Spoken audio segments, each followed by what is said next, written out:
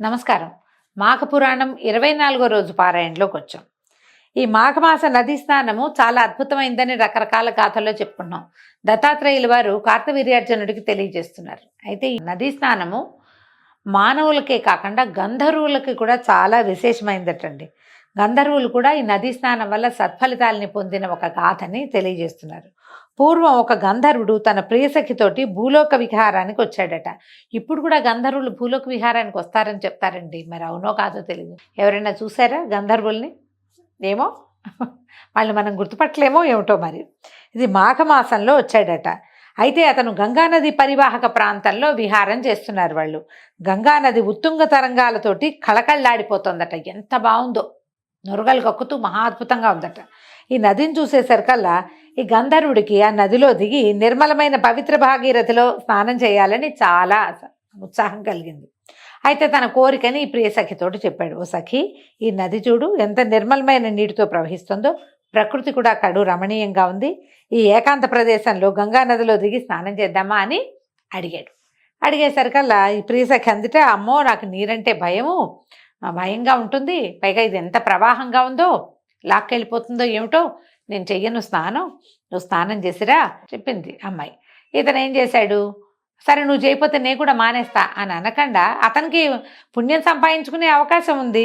అతను ఏం చేశాడు, తన వస్త్రాలు అవి అక్కడ పెట్టుకుని ఈ నదిలో దిగి హాయిగా స్నానం చేశాడు. ఎంతసేపో ఆ చల్లదనాన్ని, ఆ నీటి యొక్క సౌఖ్యాన్ని అనుభవిస్తూ చాలాసేపు నదిలో మునిగి తేలుతూ ఉన్నాడు. సరే పవిత్రుడైపోయాడు. దాంతో అతన్ని బయటకు వచ్చాడు, వస్త్రాలు ధరించి, చెల్లి రాబోదాం అని వెళ్దామన్నాడు. ఇద్దరు కలిసి పైకి ఎగరబోయారు. గంధర్వులు ఆకాశగమన విద్య తెలిసిన వాళ్ళు కదా. అయితే ఏమైంది, గంధర్వుడు వెళ్ళిపోతున్నట్ట, ఈ అమ్మాయి మాత్రం వెనకాలే ఉండిపోయింది. ఎంత ప్రయత్నించినా కూడా ఆమె వెళ్ళలేకపోయిందట. మాఘమాసంలో నదీ తీరంలో నిలబడి నదీ స్నానాన్ని తిరస్కరించినందుకు ఆమెకి ఆకాశగమన విద్య మర్చిపోయింది. ఆమెకి ఏం చేయాలో తెలియలే. సరే, నదీ స్నానాన్ని తిరస్కరించడం వల్ల ఇంకా చేయగలిగేదేం లేదు. గంధర్వుడు నీ తాలూకు ఈ పాపాన్ని పోగొట్టుకోవడానికి నువ్వు నదిలో స్నానం చేయవలసిందే అని చెప్పి వెళ్ళిపోయాడు. కానీ ఆ మాట ఆమెకు అర్థం కాలేదు. తను స్నానం చేయకపోవటం వల్ల ఇలాంటిది వచ్చింది అని తెలియలా. ఆమె ఒంటరిదైపోయింది. అతను ఏం చెప్పాడో ఈ అమ్మాయికి అర్థం కాలేదు. చెప్తూ వెళ్ళిపోయాడు, కానీ ఆయన వెళ్ళిపోయాడు, ఈమె ఉండిపోయింది. ఈ గంధర్వ కన్య ఒంటరిదైపోయింది. అడవిలో అటు ఇటు తిరుగుతూ అక్కడ ఉన్న ఒక ఋష్యాశ్రమాన్ని చూసింది. అయితే ఈ ఋషి గారి పేరు మైత్రేయుడట. ఈ మైత్రేయుడు ఈ అమ్మాయిని చూసేసరికల్లా ఆయన ఆశ్చర్యపోయాడు. ఆ అమ్మాయి అటు ఇటు తిరుగుతోంది. ఈయన ఇప్పటిదాకా ఎంతకాలంగానో ఇక్కడ ఋషిగా ఉండి తపస్సు చేసుకుంటున్నాడు. ఆయన ముని నుంచి తపస్సు నుంచి ముని నుంచి ఋషి, ఆయన ప్రమోషన్ వచ్చింది. ఆయన చాలా కాలంగానే తపస్సు చేసుకుంటున్నాడు. కానీ ఆయన చాలా సంవత్సరాల నుంచి స్త్రీలని చూడలేదు. ఈ మహాద్భుత సౌందర్యవతిగా ఉన్న ఈ అమ్మాయిని చూసేసరికల్లా ఆయన కళ్ళు ఆమె వైపు ఆకర్షించిపోంటాయి. ఎవరైనా చూస్తున్నారనేసరికల్లా ఆడవాళ్ళకి కొంచెం వయ్యారం మించిపోతుంది. ఈ అమ్మాయి ఆయన తనకేసే రెప్పలు వాల్చకుండా చూసేసరికల్లా ఇంకా కొంచెం వయ్యారంగా ఇంకా కాస్త తిప్పుకుంటూ అటు ఇటు తిరుగుతూ ఉండేసరికల్లా ఆయన దృష్టి ఆమె ఎటు వెళ్తే అటు వెళ్ళిపోవటం మొదలుపెట్టింది. ముందే చూడడం మానేయాలి. చూస్తూ ఉంటే ఏమవుతుంది, ఆకర్షింపబడతారు, సహజంగా జరిగేదే కదా. సరే, ఎవరి అతిలోక సుందరి అనుకున్నాడు. మెల్లిగా దగ్గరికి వెళ్ళి ఎవరు ఏమిటి కనుక్కుంటే ఆ అమ్మాయి దుఃఖించింది, ఏదో బాధపడింది, చెప్పి మెల్లిగా వీళ్ళిద్దరికీ స్నేహం కుదిరింది. ఆ అమ్మాయికి ఆశ్రమం నుంచి బయటికి వెళ్ళే దారే లేదు. ఎందుకంటే ఆకాశ గమనం లేదు, తను అక్కడ ఉండిపోవాల్సింది. ఆయనతోటి ఉండిపోయింది. అక్కడే ఉండేసరికల్లా క్రమంగా వీళ్ళ మధ్య ప్రేమ ఆకర్షణ మొదలైనాయి. ఒకే చోట ఉంటే ఇవన్నీ సహజంగా జరుగుతాయి కదా. అయితే ఆమె అందం ఆయన్ని, ఆ మైత్రేయుడిని కలవరపెట్టేసింది. క్రమంగా ఆమెతో సరసల్లాపాల్లోకి దిగాడు. వీళ్ళిద్దరూ కలిసి దాంపత్య సౌఖ్యాన్ని అనుభవించడం మొదలుపెట్టారు. తనివితే ఆమె ఒకసారి ఏదో 2 సార్లు 3 సార్లు ఏదో ఒకసారి కాకుండా ఇక ఆమె అక్కడే ఉండిపోయింది. ఈయన ఇంకా ఋష్యాశ్రమం లేదు, హడావిడి లేదు, ఇంకా ఏమి తపస్సు లేదు, ఏమీ లేదు. అమ్మాయి వెనకాల పడి తిరగటం, ఆమెతో కలిసి ఈ దాంపత్యానందంలో మునిగి తేలటంలోనే ఉన్నాడు. అయితే ఏమైంది, ఈ పైకి వెళ్ళిపోయినటువంటి గంధర్వుడు ఈ అమ్మాయితోటి ఏం చేయిస్తే తను మళ్ళీ వెనక్కి వస్తుందో ఆలోచించుకుని అక్కడికి వెళ్ళి తన సహచరులని కనుక్కొని స్వయంగా తీసుకెళ్ళి ఈ అమ్మాయిని, తన ప్రియసఖిని నదీ స్నానం చేయించు, ఆమె ఇట్లా మాఘమాసంలో గంగా నదీ స్నానాన్ని తిరస్కరించడం వల్లే ఆమెకి ఆకాశగమన విద్య విఫలమైందని చెప్పి పైన తన తాలూకు అధికారుల దగ్గర, పెద్దవాళ్ళ దగ్గర, ఋషుల దగ్గర తెలుసుకుని తపస్సుల దగ్గర కిందకు వచ్చాడు. మళ్ళీ వచ్చి ఈమెను వెతుక్కుంటున్నాడు. గంగా నదీ తీరంలో అమ్మాయి ఎక్కడుందో అని వెతికితే నదీ తీరానికి కొంచెం ఎగువన ఉన్నటువంటి ఈ ఋష్యాశ్రమంలో ఆ లోపల లతా నికుంజాల మధ్య ఒక పరపురుషుడు కౌగిల్లో ఉన్నటువంటి తన ప్రియ సఖిని చూసేసరికల్లా విపరీతమైన కోపం వచ్చేసింది అతనికి. అక్కడి నుంచి శపించాడు, నువ్వు ఋషివై ఉండి ఇలా నువ్వు కామాన్ని విడిచిపెట్టలేదు, కామంతో కన్నుమిన్నుగా అక్కడ ప్రవర్తిస్తున్నావు, నువ్వు వానరముఖుడు అయిపోదువు గాని అని చెప్పేసి ఆ ఋషిగారిని మైత్రేయుడినేమో కోతిబోహవాడి వైపోమని ముఖం కోతిగా మార్చేశాడు.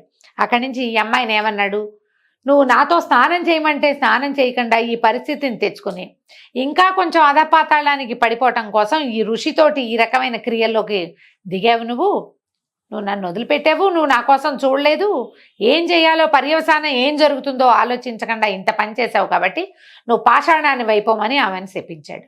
ఆ అమ్మాయి ఒక బండరాతిగా మారి పడిపోయి ఉంది. ఈయన ఏం చేశాడు, ఈ వానరముఖం అయిపోయింది.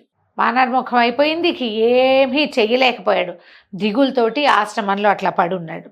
అయితే ఏమైందట, కొన్ని రోజులకి అక్కడికి నారద మహాముని వచ్చాడట. మహాముని చూసేసరికి గుర్తుపట్టలేదు మైత్రేయుడిని. ఇదేమిటి అని ఆశ్చర్యపోయి ఈ కోతి ముఖంతో ఉన్నవాడు ఎవడు అని ఆయన ఆరా తీసి అతన్ని కనపడేసరికల్లా ఈ ముఖం మారిపోయినటువంటి మైత్రేయ మహాముని నారద మహాముని కాళ్ళ మీద పడ్డాడట. అయితే ఆయన ఏమన్నాడు, ఎంత పని చేసావు, మహర్షి వై ఉండి కూడా తుచ్చమైన కామవాంఛని విడనాడకపోవటం వల్ల కదా ఇలా క్షణభంగురమైంది, అది ఎంత తాత్కాలిక సౌఖ్యం, దానికి బానిసవయ్యి నీ తపశ్శక్తి అంతా పోగొట్టుకున్నావు. ఒక గంధర్వుడు ఒక ఋషిని శపించాడంటే ఋషి శాపాలకు భయపడతారు గంధర్వులు, దేవతలైనా కూడా. అతను నిన్ను శపించగలిగాడంటే నువ్వు నేను మొత్తం తపశక్తి అంతా పోగొట్టుకున్నట్టు. కామక్రోధ లోపమోహ మదమాత్సర్యాలనే అరిషడ్ వర్గంలో అత్యంత తుచ్చమైనది నీచమైనది కామమే. కామం వల్ల కష్ట నష్టాలు కలుగుతాయి. కామం వల్ల కళ్ళు కానరావు, కన్ను మిన్ను కానరు, అది వదిలిపెట్టదు మనుషుల్ని. నువ్వు కామమే సర్వానర్థాలకి మూల కారణము. కామం వల్ల కాయం నశిస్తుంది, శరీరం నాశనం అయిపోవడానికి కామమే కారణం అవుతుంది, మనిషిని నిలువెల్లా దహించేస్తుంది. ఇక నుంచైనా కామాన్ని విడిచిపెట్టి సత్ప్రవర్తనని అలవాటు చేసుకో. జరిగిన దానికి చింతించి ఏం ప్రయోజనం, గతం గత, ఇప్పుడు మించిపోయిందేం లేదు. ఇప్పుడైనా పశ్చాత్తప్తుడివై వెళ్ళి మాఘమాసం దాటిపోకముందే గంగానది స్నానం చెయ్యి. గంగానది స్నానం చేస్తే నువ్వు పవిత్రుడు అవుతావు, అప్పుడు ఈ ముఖం పోతుంది. ఆ తర్వాత ఏం చేస్తావు, అక్కడి నుంచి బయటికి వచ్చాక విష్ణు పూజని చేసుకుని నీ కమండలంతో నీళ్లు తీసుకురా, ఆ నదీ జలాలను తెచ్చి ఈ పాషాణంగా మారిపోయింది కదా బండరాయి, ఆ రాయిగా మారిపోయిన ఆ అమ్మాయి మీద కూడా చల్లమని చెప్పాడు. అక్కడి నుంచి ఈయన ఏం చేశాడు, ఈ కోతి ముఖంతో ఉన్నటువంటి మైత్రేయ మహాముని అప్పటిదాకా ఆ బండరాయిని విడవలేక అక్కడక్కడే తిరుగుతూ ఉండేవాడు. ఇక ఈమెను వదిలేసేయాలి. ఆయన వెళ్ళి గంగా నదిలో అఘమర్షణ స్నానం మునిగి మునిగి మునిగి 108 సార్లు మునిగి అంటే మునకలు వేసి స్నానం చేసి తన ముఖాన్ని మామూలుగా చేసుకున్నాడు. దాంతో అవ్వలేదండి, ముఖాన్ని మామూలుగా అయిపోవాలి, కొంచెం మార్పు వచ్చింది. ఆయన బుద్ధిలో కూడా మార్పు వచ్చింది, కామం నశించింది ఆయనలోంచి. అక్కడి నుంచి బయటికి వచ్చి గంగానది తీరంలో శివ పూజ విష్ణు పూజ చేశాడు. సైకతంతో ఒక శివలింగాన్ని తయారు చేసుకుని శివ పూజ చేసి ప్రత్యక్ష నారాయణ స్వరూపమైనటువంటి సూర్యారాధన కూడా చేసి ఆరాధన పూర్తయిన తర్వాత పశ్చాత్తప్త మనస్సుతోటి ఒక కమండలంతో నీళ్లు తీసుకుని వెళ్ళి అమ్మాయి నా వల్ల ఇలా పాషాణంగా మారిపోయింది గంధర్వకని ఆమెకు శాపాంతం కలిగించాలని భావిస్తూ పదే పదే పరిపరి విధాలుగా విష్ణు మహేశ్వరులు ఇద్దరిని ప్రార్థించుకుంటూ ఆ పాషాణం మీద నీళ్లు పోసేశాడు. పోసేసరికల్లా ఆయన ఈ భగవంతుడు కరుణించి అప్పటికి అతని ముఖం మారిందట. వానర ముఖం నుంచి మానవ ముఖం వచ్చింది. ఎప్పుడైతే ఈయన ముఖం మానవ ముఖం వచ్చి ఈ నీళ్లు తెచ్చిపోసాడో అప్పుడు ఆ గంధర్వ కన్యకు కూడా శాప విమోచనం చెందింది, గంధర్వ స్త్రీగా మారిపోయింది. తిరిగి దైవత్వాన్ని పొంది తన ఆకాశగమన విద్యతోటి ఈయనకు నమస్కారం చేసి అక్కడి నుంచి వెళ్ళిపోయిందట. ఆ తర్వాత మైత్రేయుడు కూడా బుద్ధి తెచ్చుకుని ఇక్కడ ఈ ప్రాంతం నుంచి వెళ్ళిపోయాడు. ఇంకా నదీ ప్రాంతంలో రకరకాల శోభాయమానంగా ఉండే ప్రాంతాలలో ఏంటంటే ఇలా గంధర్వులు, యక్షులు, కిన్నరులు, కింపురుషులు వీళ్ళంతా ఇలా విహారాలకు వచ్చే అవకాశం ఉంది. వాళ్ళ వల్ల తమలో ఈ కాముకత ఏమైనా పెరిగే అవకాశం ఉందని ఈయన దండకారణ్యానికి వెళ్ళిపోయి తపస్సు చేసుకోవటం మొదలుపెట్టాడు. ఈ విధంగా మాఘమాసానికి, మాఘమాసంలో ఉన్న నదీ స్నానానికి, ప్రత్యేకంగా గంగా నదీ స్నానానికి ఉన్న విశేషాన్ని తెలియజేస్తున్నారు. దీంతో ఈరోజు పారాయణ పూర్తయిందండి. రేపు ఉదయం 25వ రోజు పారాయణలో మళ్ళీ కలుసుకుందాం. నమస్కారం.